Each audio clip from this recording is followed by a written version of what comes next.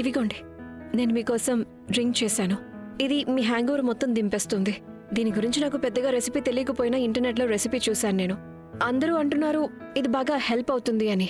Just 5 నిమిషాల్లోనే మీరు normal అయిపోతారు. ఇది నేను మీకు చివరిసారిగా చేసిస్తున్నాను. మళ్ళీ ఇంకెప్పుడు మీరు ఇలా మత్తులో మునిగిపోయి ఇంటికి రారు కాబట్టి తీసుకోండి. నాకేమవుద్దు, ముందు వెళ్ళి ఇక్కడి నుంచి. ఇది మీరు తాగేంత వరకు నేను ఎక్కడికి వెళ్ళను. చెప్పేది నీకే, నాకేం వద్దు. రాఘవ్ తాగండి మీరు. ఏం నువ్వు ఇలా బిహేవ్ చేస్తున్నావు? మీరు బిహేవ్ చేసేదానికంటే బానే చేస్తున్నాను. సో బిహేవియర్ గురించి మీరు నాకు లెక్చర్స్ ఏమి ఇవ్వకండి. తాగండి.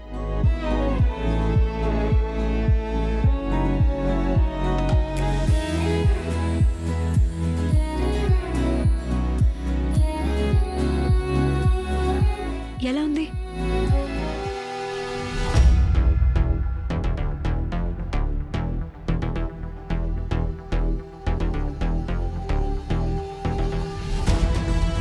రాఘవ్ చెప్పండి, ఎలా ఉంది?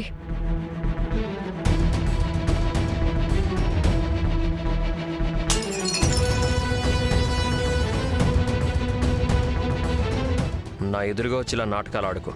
ఏదో నీకు చాలా దిగులు, కేరింగ్ ఉన్నట్టు. నిజానికి నీ మనసులో నా మీద చాలా విషాన్ని నింపుకున్నావు.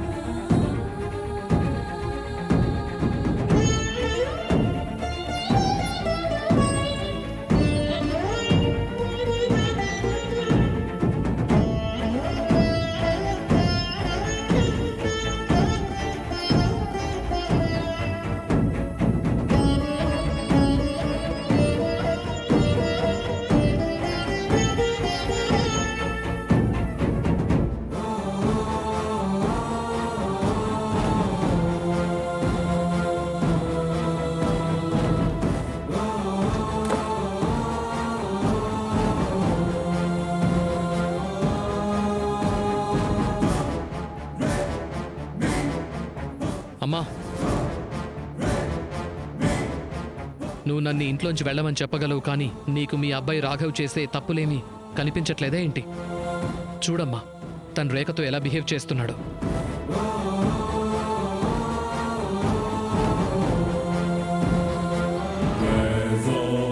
అరే ఇదైతే ఎప్పటి విషయమో కదా పిన్ని? నిజమే. గుర్తుందా? అరే వచ్చేసావా? రా, నువ్వు కూడా టీ తాగుతావా? అక్క, ఎవరైనా ఉన్నతిని ఏమైనా అన్నారా? ఏమైంది పిన్ని ఉన్నతికి? వెళ్ళు, నువ్వు వెళ్ళి చూడు. చూస్తాను. ఉన్నతి, ఏమైంది నీకు? పైకిలే, ఇక్కడ కూర్చో. ఏడవకు, ఏమైంది? వదిలేయలేదు. నాకేదో అయ్యిందని డ్రామా క్రియేట్ చెయ్యాలని లేదు. అమ్మా ఉన్నతి, ముందైతే చెప్పమ్మా, నీకేమి ఇబ్బందో చెప్పు మాకు. మా అత్తయ్య ఉన్నారు కదా, ఆవిడ నాకు చాలా ఎక్స్పెన్సివ్ హారాన్ని ఇచ్చారు కృష్ణాష్టమి రోజున. అది బయటకి తీయించి పాలిష్ చేయిద్దాం అనుకున్నాను నేను. కానీ నేను అలమారా తెరిచేసరికి నా హారం మాయమైపోయింది. ఏంటి? నా హారాన్ని ఎవరు దొంగతనం చేసేశారు. కానీ అలా ఎలా నీ హారాన్ని నీ గదిలోకి వచ్చి తీసేయగలరు చెప్పు? ఇంట్లో వాళ్ళు తప్ప ఇక్కడికి ఎవరు వచ్చి తీసుకెళ్ళడం జరగదు కదా.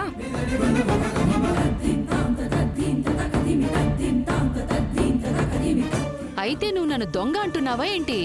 చూసారా, నేను చెప్పాను కదా ఏదో ఒకటని డ్రామా క్రియేట్ చెయ్యాలని లేదు అని. ఉన్నతి, యమున పిన్ని మన కుటుంబంలో ఒక్కరేనమ్మా. అత్తమ్మ, మేక ఆవిడ కుటుంబంలో ఒక ఆవిడ కావచ్చేమో, కానీ నాకైతే స్ట్రేంజరే కదా. నాకు కేవలం ఒకటే తెలుసు, నా హారం కనిపించట్లేదు. అయినా మన ఇంట్లో బయట వాళ్ళెవరు? ఈ యమున ఆంటీనే కదా. అయినా ఒకవేళ మీ అందరికి నాకు హెల్ప్ చేయాలని లేకపోతే ప్లీజ్ ఇక్కడికి వచ్చి నన్ను ఏమి అడగకండి. ఉన్నతి, ఎందుకు ఇలా బాధపడుతున్నావు అని. నాకు బాధ ఉంది, నేను చెప్తున్నాను. ఏం చేస్తున్నారు మీరు? నా హారం ఎవరు తీసేశారు. కానీ ఇది కరెక్ట్ కాదు ఉన్నతి. ఎవరినైతే మేము ఇంటికి తీసుకొచ్చామో నువ్వు ఆవిడ్ని అనుమానిస్తావా? వద్దమ్మ తల్లి, విషయాన్ని పెద్ద చేయక్కర్లేదు. హారం నేనే తీసేశానని తనకి నిజంగా అనిపిస్తున్నట్టయితే సోదా చేసుకొనివ్వండి. నన్ను సోదా చెయ్యి, నా గదిని సోదా చెయ్యి, ఇంకా నా సామాన్లని కూడా. అసలైనా ఈ యమున పిన్ని దగ్గర దాచడానికి కూడా ఏమీ లేవు. లేదు యమున పిన్ని, అందరూ నేను చెప్పేది జాగ్రత్తగా వినండి. నేనుండగా యమున పిన్నిని సోదా చేయటానికి వీల్లేదు. నేను కూడా ఇప్పుడే చెప్పేస్తాను. ఒకవేళ ఎవరి మనసులో అయినా కొంచెమైనా అనుమానం ఉన్నా సరే నేనిక్కడ ఒక్క క్షణం కూడా ఉండలేను. అయ్యో వద్దు యమున పిన్ని. లేదు దేవిక, నువ్వు మొండిపట్టు వదిలే. సోదా చేసినంత మాత్రాన నాకేం అవమానం జరగదు. కానీ ఒకవేళ సోదా చెయ్యలేదు అనుకో, నాకు కూడా ప్రశాంతత అనేది ఉండదు. నువ్వు సంతోషంగా ఉండాలి. నన్ను సోదా చేసుకో. నీకున్న అనుమానం మొత్తం తీర్చుకో. ఈ యమున ఆంటీ ఇంటికి వచ్చిన దగ్గర నుంచి నా లైఫ్ హెల్ అయిపోయింది. ఇప్పుడు నా దగ్గర ఇది చేయటం తప్ప వేరే దారి లేదు. అయినా వీళ్ళందరూ ఆవిడ మన కుటుంబం అంటున్నారు కదా. ఈ రోజు వీళ్ళు ఆవిడ్ని స్వయంగా బయటకు తోసేస్తారు.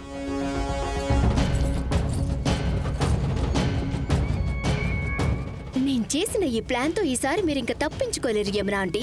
So kindly pack your bags, ఎందుకంటే మీరు ఈ ఇంటి నుంచి బయటకు వెళ్లే టైం వచ్చేసింది.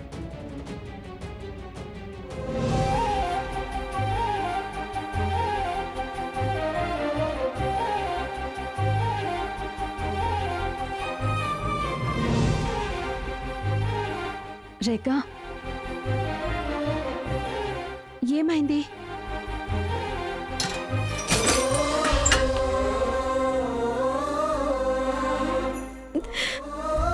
ఇప్పటికే చాలా అయిపోయింది నర్మదా ఆంటీ.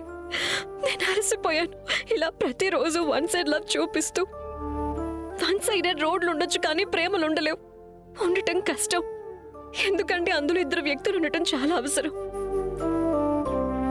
రోహిత్ చెప్పేది నిజమే. నేను నిజంగానే ఇంతకంటే బెటర్ డిజర్వ్ చేస్తాను. ఇలా మాటి మాటికి అవమానం, రాఘవ్ నా మీద కోప్పడటం, ఇది నేనే కాదు, ఏ అమ్మాయి సహించకూడదు. ఆయన కోసం ఎన్నెన్ని చేశాను. ప్రతిసారి ఆయన్ని అందరి ముందు వెనకేసుకొచ్చాను. ప్రతిసారి ప్రయత్నించాను మా మధ్య అంత నార్మల్ గానే ఉందని. కానీ నేను ఎంతగా ప్రయత్నిస్తున్నానో రాఘవ్ నన్ను అంత వెనక్కి నెట్టేస్తున్నారు. నాకు అసలు అర్థం కావడం లేదు. నేనేమనుకోవాలి? ఏ మనిషి అయితే ప్రతిసారి నా మీద అంత ప్రేమ చూపించేవారో, అంత కేర్ తీసుకునేవారో, ఆయనకి నేను ఎంత ప్రేమ అంటే నా మీదకి బుల్లెట్ వస్తే ఆయన అడ్డుగా వెళ్లారు. హఠాత్తుగా ఆయన ఇప్పుడు మారిపోయారు. పరమ కోపిష్టిలా తయారైపోయారు. అంతలా నేనేం చేశానో తెలియదు. ఆయన మనసులో నా మీద ఎంత ద్వేషం పుట్టుకొచ్చింది. ఈ డివోర్స్ పేపర్స్ రేఖనే నాకు పంపించిందమ్మా. ఇందులో తన సైన్ ఉంది.